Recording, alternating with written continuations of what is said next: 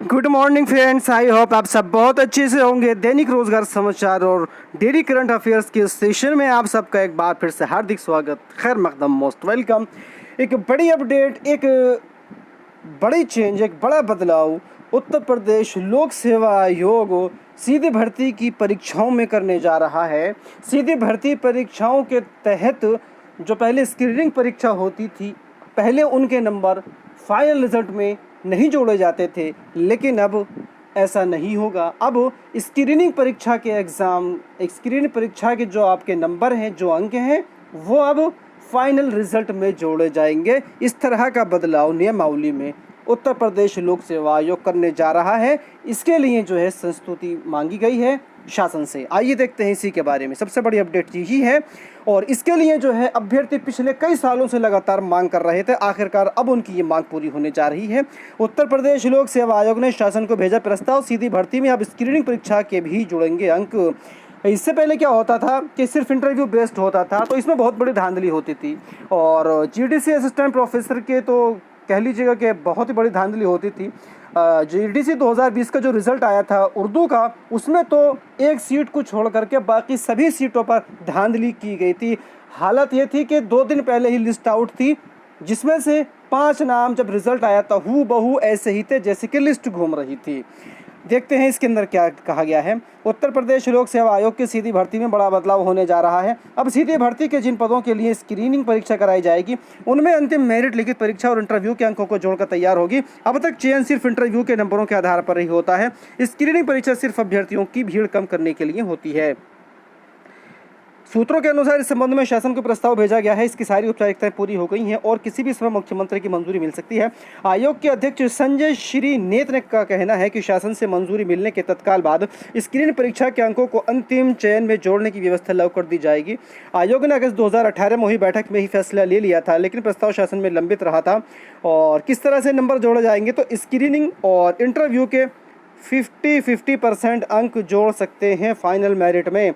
आयोग की ओर से शासन को भेजे गए प्रस्ताव में स्क्रीनिंग परीक्षा और इंटरव्यू के अंकों को कितना अधिभार वेटेज दिया जाएगा, यह स्पष्ट नहीं है। हालांकि 4 साल पहले जो प्रस्ताव भेजा गया था, उसमें स्क्रीनिंग परीक्षा और इंटरव्यू में अभ्यर्थियों को मिले 50% अंकों को जोड़कर मेरिट तैयार करने की बात थी। ऐसा माना जा रहा है कि इसी प्रस्ताव पर जो है मोहर लगने वाली है। तो एक अच्छी पहल लोक सेवा आयोग की तरफ से, और हमें भी इंतज़ार है कि जल्दी से ये स्क्रीनिंग परीक्षा के जो अंक हैं वो जोड़े जाएं मेरिट के अंदर। तो आइए अब एक और बड़ी अपडेट की तरफ चलते हैं। अभ्यर्थियों को चयन परिणाम से पहले चाहिए उत्तर कुंजी। एक और बड़ी जो है वो मांग की जा रही है। उत्तर प्रदेश लोक सेवा आयोग कई परीक्षाओं में ऐसा करता है कि उत्तर कुंजी नहीं देता है और फाइनल रिजल्ट निकाल देता है। 2018 की अल्टी ग्रेड भर्ती की उत्तर कुंजी अभी तक जारी नहीं हो पाई है, हालांकि उसका रिजल्ट भी आ गया है और ज्वाइनिंग भी हो चुकी है। तो मांग की जा रही है कि परिणाम बाद में आए, पहले जो है वो उत्तर कुंजी जारी की जानी चाहिए, और उनकी जो मांग है ये जायज़ भी है। और आइए अब बात करते हैं अगले अपडेट की तरफ। अधीनस्थ राजपत्रित पदों पर चयनित शिक्षकों ने मांगी है पदस्थापना। पद के अनुरूप डीपीसी न होने पर शिक्षक संघ ने जताई है नाराज़गी। ये राजकीय इंटर कॉलेजों में एलटी और जीआईसी के जो पदोन्नति है उसी को लेकर के यहाँ पर ये न्यूज़ छापी गई है। इसके बारे में है ये, यहाँ पर पूरी जानकारी दी गई है कि अपर शिक्षा निदेशक राजकीय की ओर से जारी सूची में पुरुष संवर्ग के 130 प्रवक्ता व 108 एलटी तथा महिला संवर्ग के 65 प्रवक्ता एवं 78 एलटी के नाम शामिल हैं। राजकीय शिक्षक संघ के प्रांतीय महामंत्री रामेश्वर प्रसाद पांडे का कहना है कि सूची जारी करने के साथ पद स्थापना भी किया जाना चाहिए था, लेकिन ऐसा न करने को मामले को लटकाया गया है। और एक बड़ी अपडेट यह है कि पीएचडी में दाखिले के लिए आवेदन शुरू है। विधि विश्वविद्यालय 2 साल बाद सही समय पर शुरू हो रही है प्रवेश प्रक्रिया।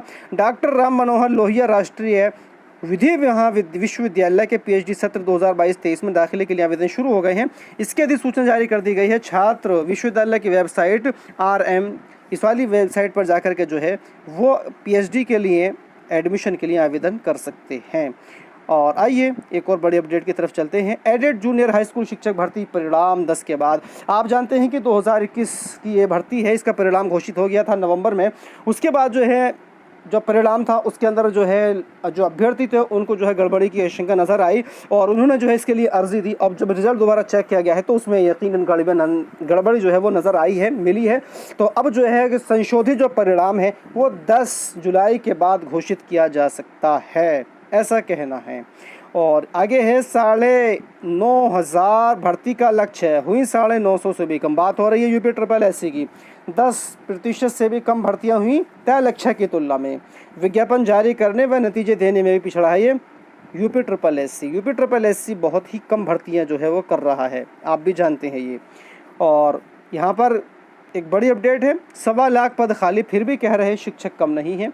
शिक्षकों के यूपी के अंदर बेसिक शिक्षा जो हैं उनके 1.25 लाख से ज़्यादा पद जो हैं वो खाली हैं, लेकिन सरकार कह रही है कि शिक्षक जो हैं वो कम नहीं हैं, भरपूर मात्रा में हैं। तो सरकार से रिक्वेस्ट है कि ये जो 1.25 लाख पद खाली पड़े हैं शिक्षकों के, उनको यथाशीघ्र भर्ती किया जाए, जिससे हमारे बेरोज़गार भाइयों को रोज़गार मिल सके। तो फ्रेंड्स, इस वीडियो में इतना ही। वीडियो अच्छी लगी हो तो लाइक कीजिए, शेयर कीजिए। साथ ही साथ इसी तरह की दूसरी अपडेट्स पाने के लिए चैनल को सब्सक्राइब करना ना भूलिएगा। Thank you.